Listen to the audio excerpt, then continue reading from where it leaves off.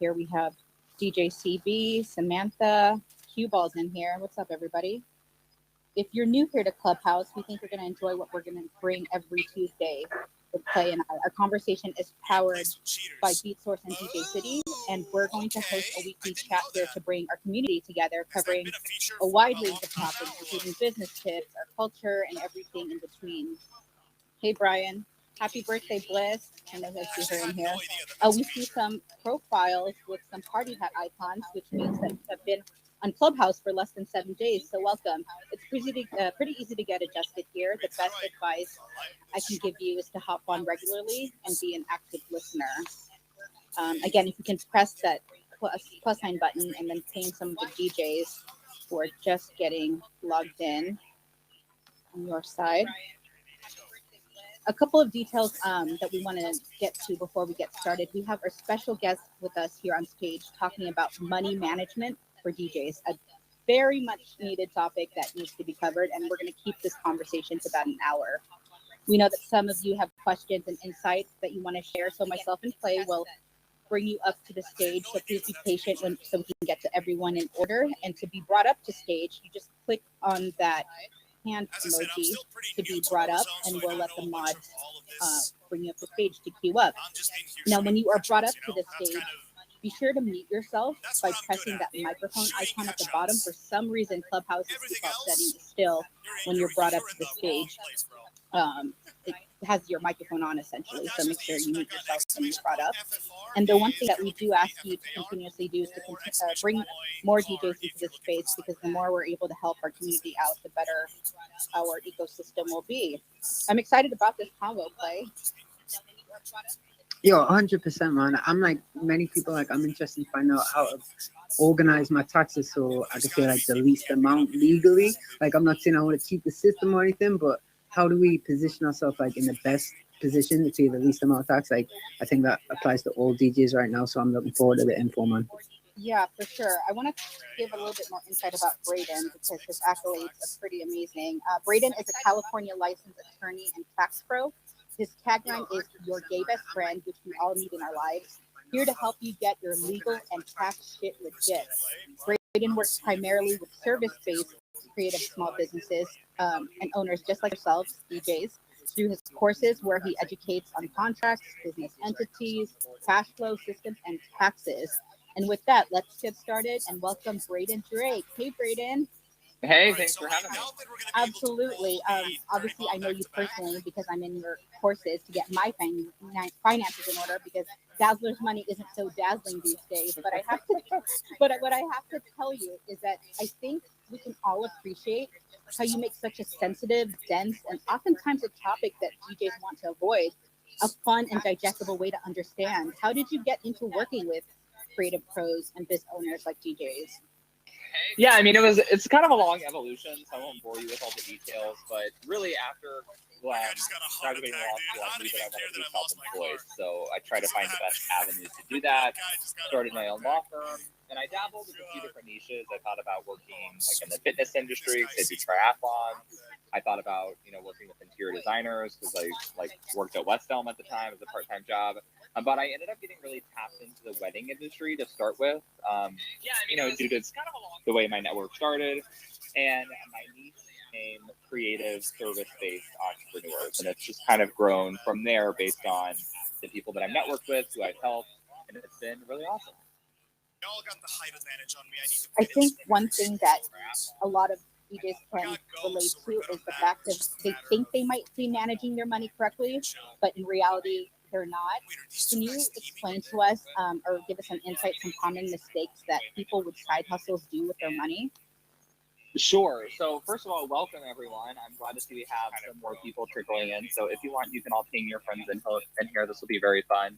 I'm not going to give you all my full phone presentation because A, that's not as fun on Clubhouse. We don't have slides or anything. And B, we more so just, I'm going to give some topics, and that'll spur Q&A from everyone.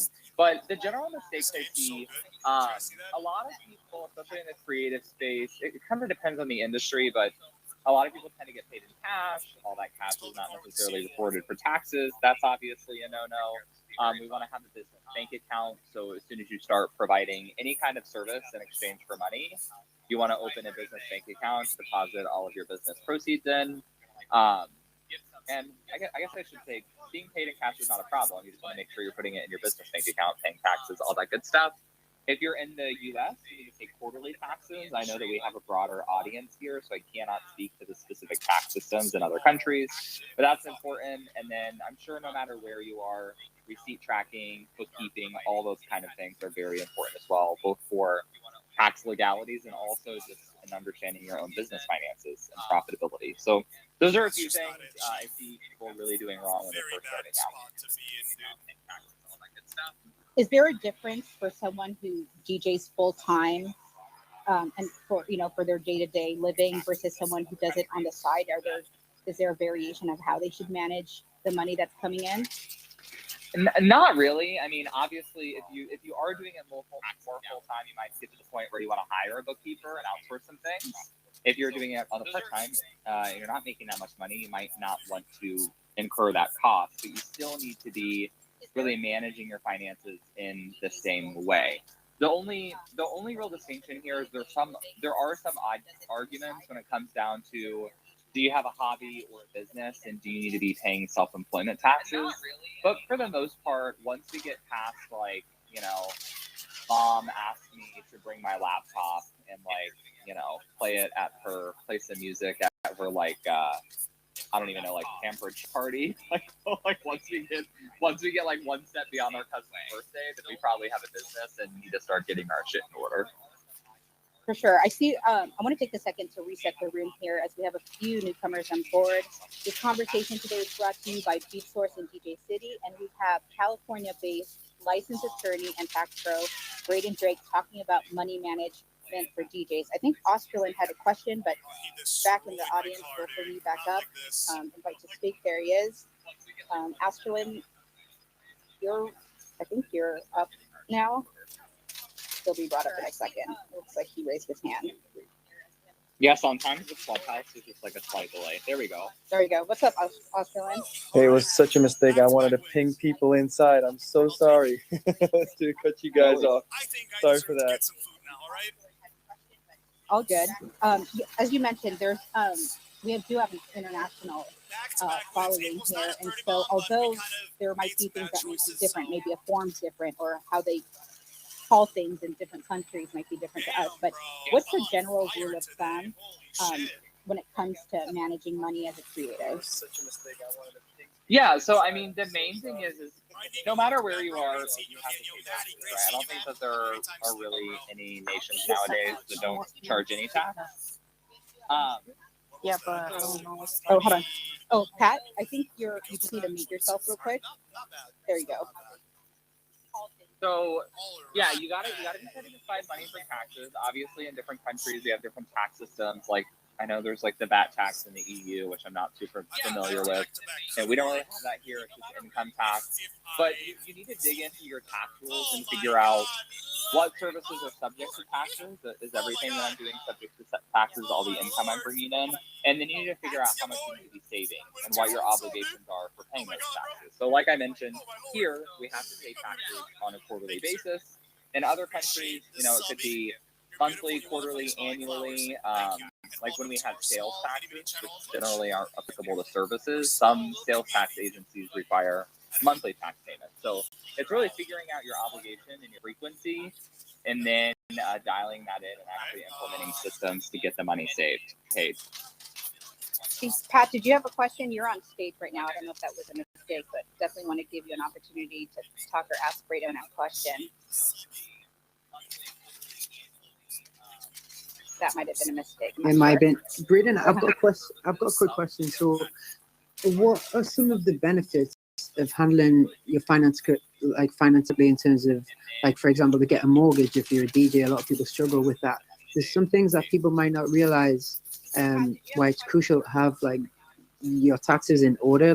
What are some of the main benefits that people should be aware of? Yeah, that's a great question. This is an issue that we've been seeing over the past year here in the States with the PPP loans. I'm sure other places have had some sort of COVID relief as well. But this is really, we see this a lot with mortgages as well. So what happens is when you go to get a mortgage, they're going to base your mortgage off of how much you earn, right? Because they're going to look at your tax return. If you're self-employed, you're not necessarily earning a salary from an employer. So they might say, oh, you showed $30,000 in profit last year on your tax return. We're going to divide that by 12, and that's your ability to pay. Like, that's how much money you have to pay a mortgage. So what happens is a lot of people, you know, to be perfectly blunt about it, tend to cheat on their taxes.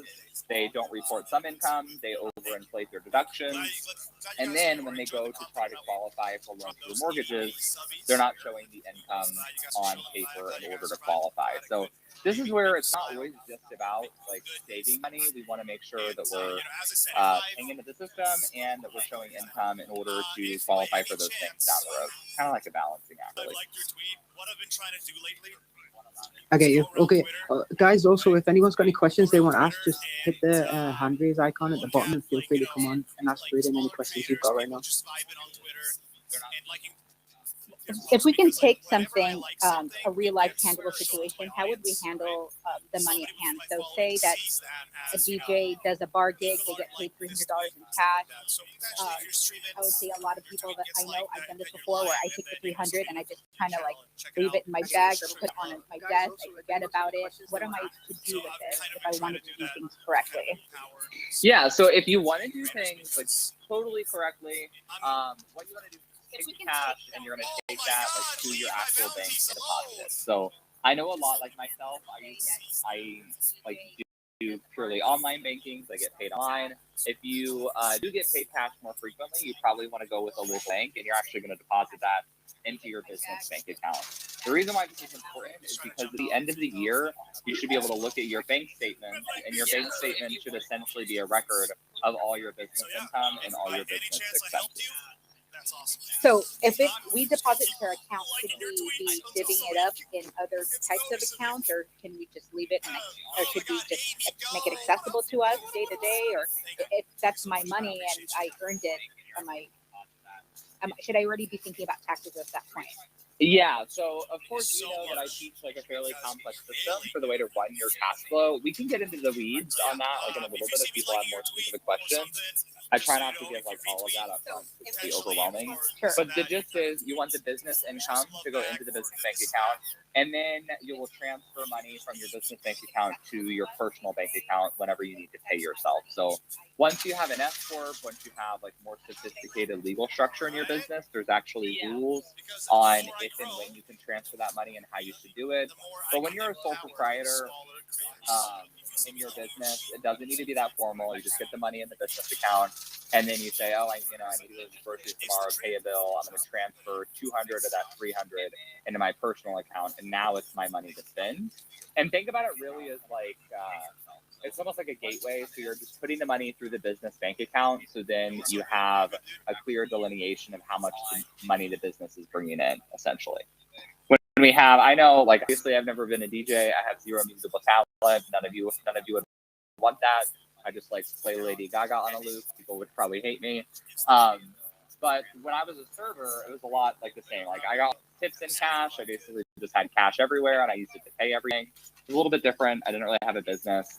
But ideally, if that were a business, I would need to streamline it all through a bank account. Good to hear. If everybody joining us now, we are the DJ Biz topic for money management for DJs. If you can click on Braden's profile, click on view full profile, and then click his Instagram, you can get quite a bit of information that you put out regularly, right, Braden, in a very tangible, easy to digest type of way, which I think is the big appeal in terms of your presentation goes, because as I mentioned earlier, this is a topic that's often neglected. It's so sensitive. It's really dense. So your approach is pretty appealing to especially the creative community. Yeah, we have, I put out 2 podcast episodes a week. I also have a lot of free trainings. I have a book as well. So the book's a great place to get started. But yeah, if you follow me on Instagram, I promote all that stuff. So you'll see when it's coming. I think we had Devin at first. Let me know if I'm pronouncing your name correctly and if you had a question. Yeah. On a side note, thank you very much. I'm really enjoying your tips. And Lady Gaga is amazing, so we're okay with that. And Okay, perfect. quickly, how do we balance? If you want a mortgage, you want to have things, you want to have credit, you want to have a balance. But the tax rates being so high, for instance, in the UK, the tax rates being so high, how do we balance what we put away for paying tax, what we put away to save for a mortgage, and how do we balance the finances? Yeah, it's a great question. So at the end of the day, it's kind of like you divide your money up into a pie, right? So you got to make sure there's enough slice of the pie left to meet all of your goals. And the way you want to do that is by really figuring out your percentages. And what I mean by that is you need to figure out if in the UK you need to be saving 20% of your business income for taxes. Do you need to be saving 40%, right? If it's 40%, you have 60% of your income left of that pie, so to speak. And then how do you want to divvy it up from there? So maybe you're going to automatically set aside 10% of all of your income to save for a house. You're going to set aside 10% for retirement savings, and then the other 40% goes towards your weekly bills and expenses. So it's not a perfect science, but at the end of the day, what we really need to know is what's our average income? What are our expenses? Can we cut our expenses down? Make sure we're saving for taxes. And then once we start tracking all of that, we start to realize whether we're operating at a decent enough profit or whether we maybe need to cut some of our current business expenses. So I totally understand what you're saying, but is there any way is there a certain ratio that we can use to pay as little taxes but still achieve enough money for a mortgage? Is there a type of ratio that you can use for that to get around that? Not really. Not really. So that's what makes this a challenge, right? When it comes to, so there's a few different things here, right? So there's the question of paying as little tax as possible. What I always tell people is there's like in the US at least, we have tax deductions. So whatever's the business expense, that's deducted from your income. So it helps you save taxes. You want to claim as many deductions as you're legally able to in order to decrease your tax bill. I tend to be fairly conservative when it comes to taxes in general. So I try to take everything I'm entitled to, and then I pay my fair share of tax. Other people are willing to take more risk and kind of push it a little bit because at least with our tax rules, not everything is super black and white. There's some gray area where you can push the limits.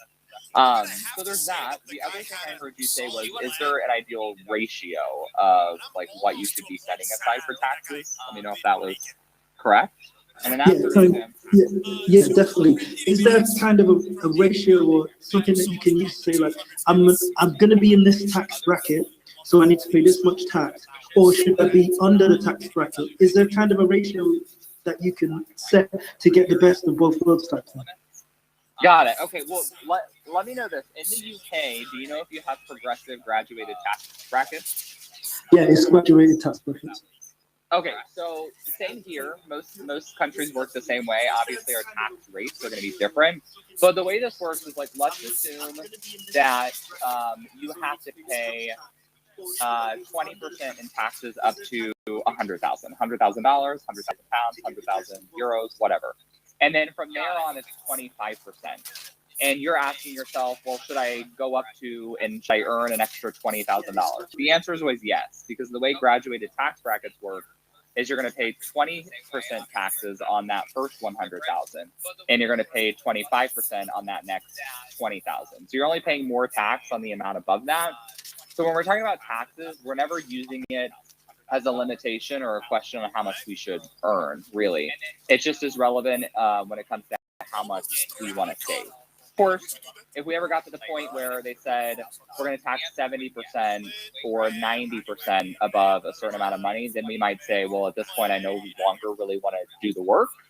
In most modern societies, that's not really an issue. We had, in the US, like back during World War II era, we had a 90% higher in tax bracket, but that was on people making the equivalent of over like $50 million a year in today's money. So not something most of us really even need to worry about. Okay, that's brilliant. Thank you. Yep, you're welcome. Yeah, and when it comes to actual ratios, this is where it's really difficult to present to a broad audience because all of us are subject to different tax systems. But in the U.S., you'll hear a lot of people say 20% for taxes, 40% to myself, 40% to my expenses, or 40% to myself, 30% to taxes, 30% to my expenses. They're usually good ratios to think of, but the thing is, I know in a lot of European countries, especially, your taxes tend to be higher, but at the same time, like, you don't have to pay $400 a month for healthcare. So it's, it's like a catch 22, so to speak. Or if you're in your first year of DJing, it's 100% for yourself, 0 for the tax man. That's how it usually goes on this side. I wanted to ask a quick question. Like, what are some of the most common errors DJs make when they first start organizing their taxes? Like, what are some of the things to avoid or bad habits to get out of? I know a lot of DJs at first, they'll literally get paid cash, and by the end of the week, it's gone. Like, what kind of general advice would you make sure to stay away from? Yeah, one of the concepts I've heard a lot is that you want to. This is kind of hard to explain without visual, but you want to start operating with old money. And what we mean by this is you want to be using the money that you earned last month to pay this week's bills. You don't want to be using the money you got yesterday to pay today's bills. And that's how we tend to operate. When people say paycheck to paycheck, they mean they're always using the money they just got to pay things. And so the way you set up that kind of a cycle is, it's hard, right? Especially in the economy we're living in right now. But you want to get ahead of it. So ideally, if you're in the beginning of your business, you maybe are going to say 20% of all the money I bring in is for expenses, and you're going to set aside 20% of your income. And as you start to make more and more money, you're still setting aside that 20%, and you're building up a little bit of a buffer in your bank account that can go towards future expenses. And you do the same thing for your salary to pay yourself and for your taxes. And it's really just setting up a comprehensive system for your finances and implementing it very diligently. Got you. Go ahead, Osterlin. Yo, guys, shouts to the team. Nice to meet you, Braden. Very good info. But I would like to ask you a question about, you were saying that pretty much anything that you make, or even besides any invoices and everything, it's good to put it on your bank account. And I think that is not so good in every case, I think, because, for example, there are situations where DJs receive, exactly as people were mentioning here already, for example, $300 cash, right? In the country where I live in Czech Republic, if I would put that money, which is not invoiced or wired to some kind of a legal transaction, I would put it on my bank account, and the tax return office has the authority to check out my account if everything is in sync. And that means I would pretty much compromise myself, if you know what I mean. So in general, is it really the best way to just put all this kind of money, even if it's not 100% legal, to put it on your bank account for somebody to see and make this kind of money trackable? Well, so my question for you is, what's your actual? So you're saying if you put the money in the bank account, then the government and the Czech Republic can see the money. But exactly. I'm assuming they're just seeing it because they want to know how much business money you have in order to assess your taxes. Pretty much, yes. And also, if everything within the documents that I pretty much log into their system are making sense with the bank account, if you know what I mean. Yeah. So in that context, this is basically what based on the information I'm getting from you. I would assume that in the Czech Republic, they probably want you to be putting all that cash in the bank account, so they know how much cash your business has, so they know whether you're paying your taxes. And so what I would tell you is if that's the law where you are, this is what you should be doing. But also what I would tell my people is it's my responsibility to tell you what you're supposed to do. Like, especially as an attorney. That's my point, yeah. Right. We have an ethical obligation not to tell people like how to get around things, right? So I always tell people what you're supposed to do. If people ask me like, well, if I don't do that, what's my risk? I'll tell you, is there a strong likelihood you're going to get in trouble? Yes or no, depending on the circumstances. But at the end of the day, we have to know what our legal rights and responsibilities are.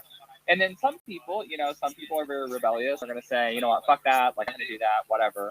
Other people are very risk averse. They're anxiety driven, and their worst nightmare is getting a letter from the IRS or insert whatever tax authority is. So that's kind of up to you. To be honest, I totally agree with you. And like, based on my experience for the last 10 years of DJing, going illegal with everything was the easiest thing to do, pretty much. Like exactly as you're saying, having anxiety, not being able to sleep or something because of a few pennies that would make me a problem and stuff like that is not worth it. So I totally agree with what you're saying. Cheers. Yeah, and I'll give you, thank you. Thanks for the question. I'll give you all some context as well. Like my husband, he works with the district attorney's office. So, I mean, they don't really prosecute tax crimes, but his job is to prosecute people who commit crimes. So we tend to operate everything like totally by the book in my house. My dad, on the other hand, has been audited by the IRS multiple times because he takes a very casual approach. And he also is the type of person that thinks that taxes are illegal. So, when he does whatever he wants with his taxes, he's well aware of the risks that he's taking when he does that. And that's really, I think, the key, right? I love how Osterland's been DJing for like 10 years, and he said last year going legit was the best thing he's ever did. I rate that. No, it wasn't. It wasn't last year, guys. Like for the whole 10 years going legit. Okay. Hey, of course, everybody had this first year, as you were mentioning, Slayer, right? Okay. I wanted to ask like what you mentioned there, Braden. Like I don't know if you can really say, but like, what are the chances of someone like a DJ, for example, being investigated like for tax purposes? Like I've heard different things where people have said like, they go after like big corporations because obviously there's like big profits that are being overlooked. But as far as your everyday DJ, working DJ, what are the chances of someone like realistically being investigated? I mean, you mentioned there like your father got has been investigated multiple times. Like, is that something that DJs should be like super up on and realize the importance of, or is it like a real long shot that you actually get investigated? Yeah, so it depends. Are you also in the UK? Yeah, I'm in the UK. Okay, what's your tax authority called? It's like the HMRC. Like the HR. HMRC. Yeah, the government. Okay, HMRC. So, the answer is I don't really know. So the HRMC, we're just gonna roll with that, even if I got it wrong. I don't really know what the process is and how diligent they are and all that kind of stuff. This is again one of those country by country things. I can tell you, like here in the States, the IRS, Internal Revenue Service, they keep getting more and more defunded, which, depending on your perspective, is a good or a bad thing. Like every time the Republicans go into office, they take money away from the IRS. But what that really means is then they have less agents to conduct audits, which means fewer of us get audited. It also means less tax money for the federal government, which means less money to fund programs. So, depending on your thought process, good or a bad thing. But what that means for us is that fewer people are getting audited. There are theoretically people who get pulled for a random audit. It's supposedly a thing. I don't know if it really happens anymore. But what happens is we have something called a DIF score. It's basically a computer algorithm, and they run your tax return through it. And they just look, the computer looks at it to see if they find anything they think is suspicious. And then it gets pulled for a human person.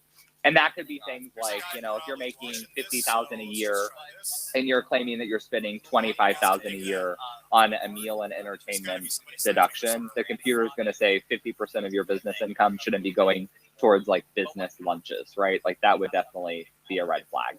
So they look at that kind of stuff. Not a ton of people get audited nowadays. It's statistically not super likely. I think they say about 1%, but 1 in 100 is still a lot of people. But if you do get audited, the key is you just have to be really organized. You want to have all of your receipts in order and your bookkeeping done. I actually had, if any of you are interested in listening I think it was just last Thursday, I interviewed a fellow tax attorney on my podcast, and her job is she represents taxpayers in audits against the IRS. It was a very good episode. That's dope. That's interesting. Oh, guys, anyone, if you guys have got DJs online, if you want to hit that plus in the bottom and ping some DJs in who you think will get value out of this call. Yeah, we just feel got free a to do that. search of newcomers. If you're joining us now, we have Braden Drake, who's talking to us about money management for DJs. And Braden is a California-based licensed attorney and tax pro here to guide us here today. And I think Polly's been waiting for a bit. So, Polly, would you like to ask your question? Hi guys, thanks for creating those rooms. I really enjoy them on a week-to-week basis. Shout out to Crisco. I can see that he's still in the audience. Last week's room was great, and thank you for bringing Braden today, because this topic is, really interesting and really important. And my question is kind of like a follow-up from what Australian asked. Basically, when we DJ, right, and we go to like a nightclub, bar, or whatever. And let's say we agree with the owner that we are going to basically just get £300, euros, whatever, at the end of the night. Would you say that it's important for us to also have like some type of written agreement or even like an email, something that can verify that we agreed upon receiving £300 before we actually go and kind of deposit it into that business bank account? Or would you say that it's not really that important? I'm just kind of trying to understand if that's something that we also should be doing. Yeah, so you're just asking about a contract, basically, right? Yeah, like a contract, or even like, just something that will confirm that I actually got £300 instead of, for example, 500. I spent 200 and just ended up putting 300 into the bank account. I'm just like trying to see how this kind of process should work. Gotcha. Yeah. So typically a contract is ideal, right? So anytime we're offering services to someone else, we want to have a contract. The guarantees we're actually going to get paid. But you do bring up a good point. This isn't something I really thought about very much when getting paid cash, but some kind of receipt or invoice is awesome. Because what can happen is, like, I'll use Courtney, DJ Dazzler, as an example. So I hire DJ Dazzler to come and DJ an event for me. Let's say it's for my business. I agree to pay her. I don't know what you charge DJ Dazzler, but I'm going to say $2,000. I pay you $2,000, and to me that's a business expense, right? So I need to. Ideally, she would send me an invoice. I would pay her, and then the invoice would be my paperwork I would have if I ever got audited to prove that I had that expense.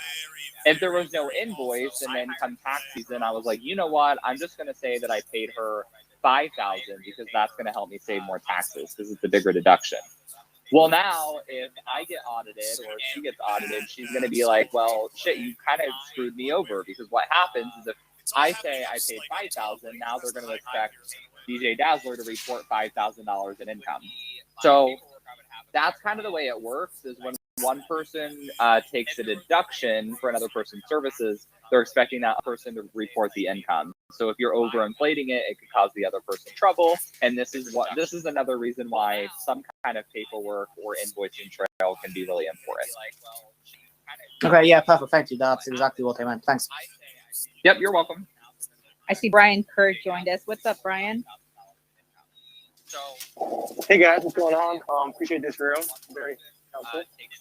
So my question is a little different because I kind of want to pretend COVID is not happening for this question. Sure. Let's put ourselves in that world. But basically, I used to be a full-time DJ, and I now have a full-time job in marketing. But pre-COVID, was DJing still for a lot and was making a lot of side money off that. So my question for you is, assuming all of my needs are met with my full-time salary, what would be your suggestion for what I could spend kind of this extra money on? So great question. My first question would be for you, and you can like answer this with as much personal detail as you want. But with your full-time job, are you doing any kind of retirement savings already? You can give me a hypothetical answer if you don't want to get personal. No, I do. I do have it. And my company matches me pretty well, so it's a pretty solid amount of money that I have in there so far. Nice. Okay, awesome. So typically you want to start with a 401k match. So if your company has that, you want to max out your match. And then pretty much any financial guru you're going to talk to is then going to tell you to max out a Roth IRA. So I think I mean, I always forget what the cutoff is, but it's probably like around 150,000 like US. If you're under that threshold in annual income, you should qualify to contribute up to, I think it's either 6,000 or 6,600 into a Roth IRA. Yeah, 6,000 a year. 6,000 into a Roth IRA. Roths are fantastic. I have a podcast episode coming out on retirement planning next Thursday, so stay tuned for that. I also have a blog post on it. But I would definitely say, like, use your side business income to max out your Roth first, to really like get your savings in order, and then from there you can look into like, do I want to pay down some debt, pay for a vacation? What I always recommend is you prioritize. So do I have student loan debt? Do I have any consumer credit card debt? Like, let's maybe get rid of that first, especially the credit card debt. And then you want to balance your options of maybe saving for a house, saving for retirement, saving for a vacation. It's coming up your priorities, and then you can direct the money where it needs to go.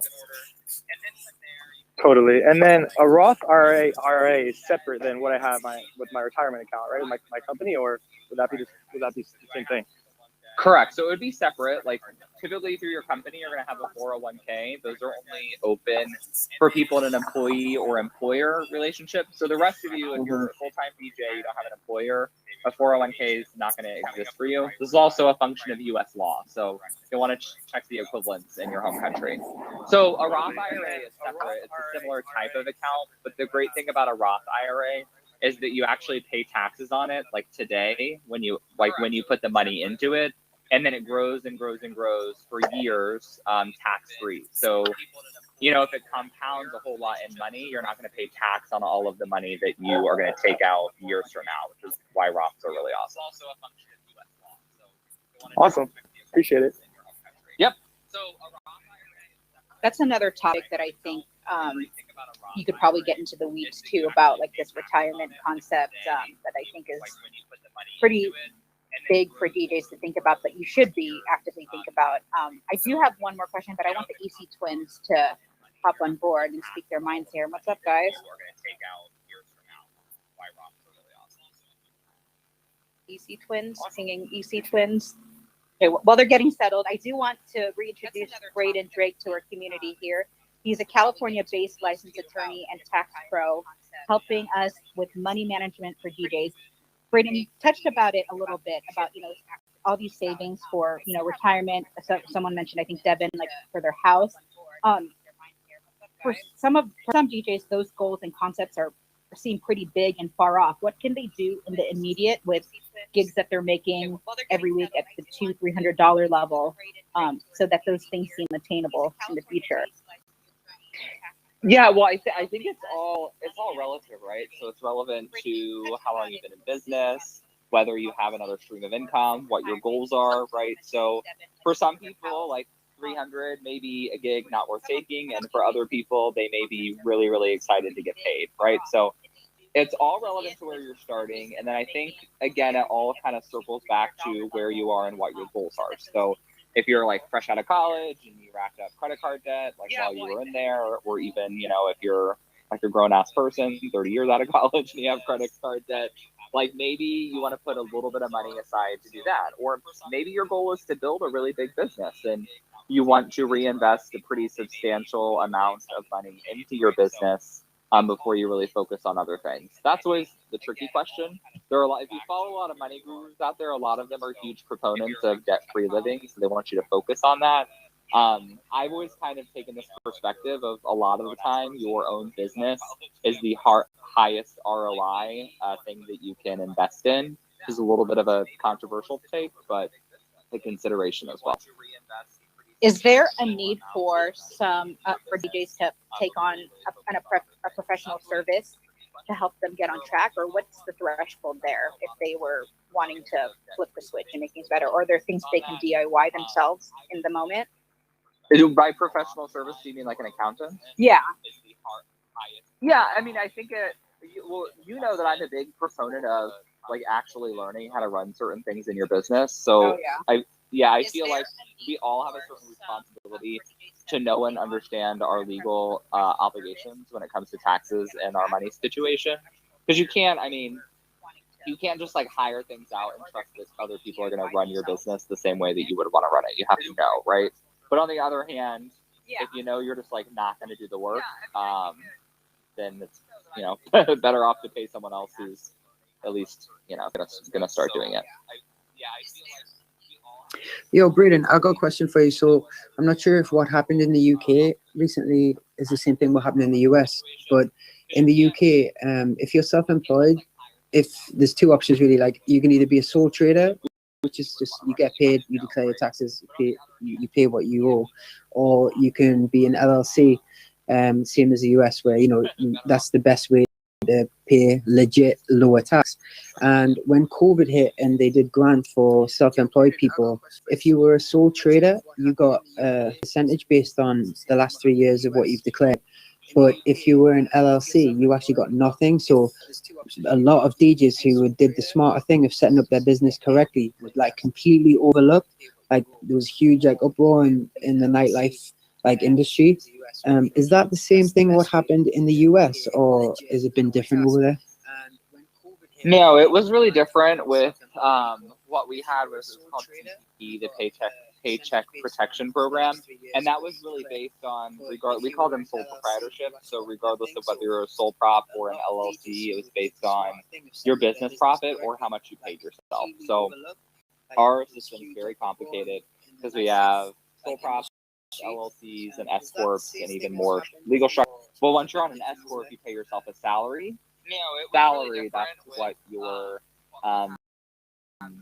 loan amount was based on. If you had a salary, it was based essentially on business profit. One note I do want to give though is here there actually is no tax difference between being sole proprietorship and an LLC. It's a legal function that just gives you liability protection. That might be different in the UK. Like the LLC might help you save taxes because it would be based on their tax law. But that's actually a huge misconception here. So I always like to bring that up. Cool. Yeah, it's a bit different here. I think for your LLC, you pay a lower tax rate. There's a few benefits. But yeah, it was like a massive conversation that was happening in the UK because a lot of people got hit by that. I thought it was really interesting.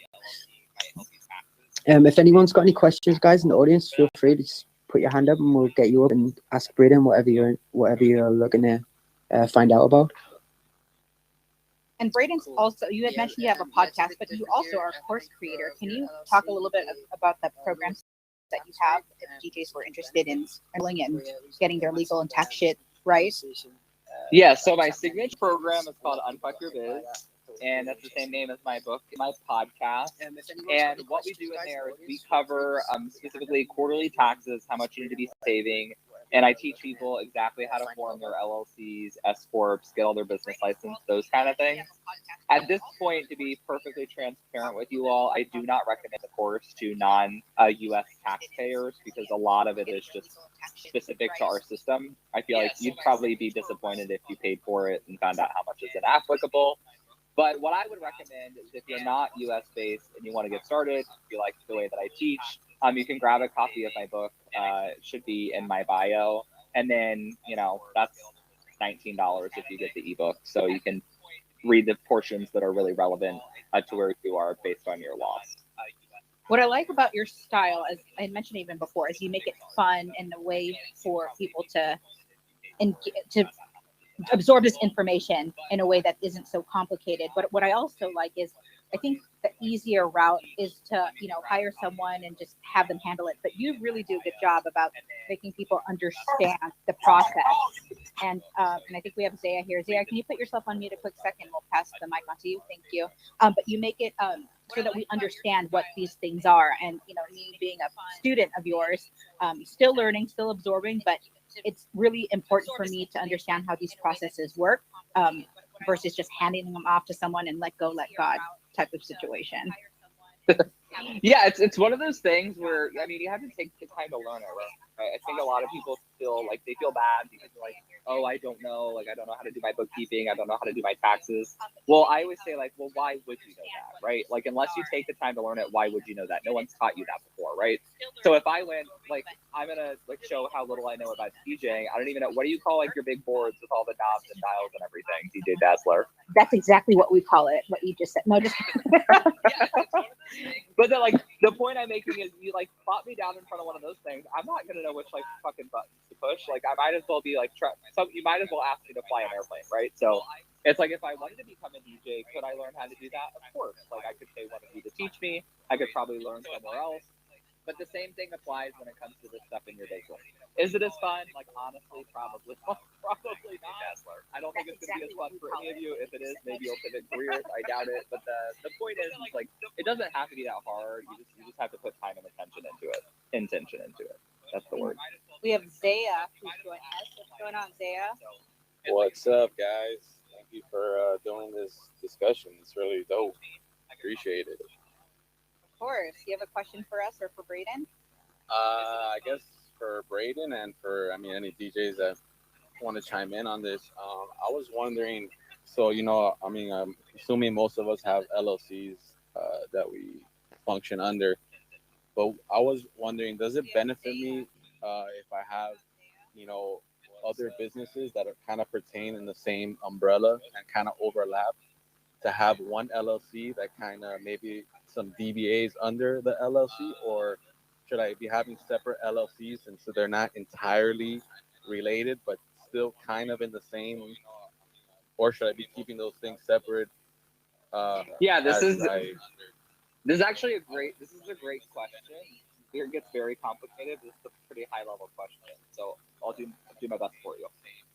What's going to happen is, if you ask this question to an accountant, they're probably going to tell you to keep everything in one LLC. If you give this question to an attorney, they're going to tell you, most likely, depending on who you ask, they're going to tell you to separate everything. This is what confuses people, because you get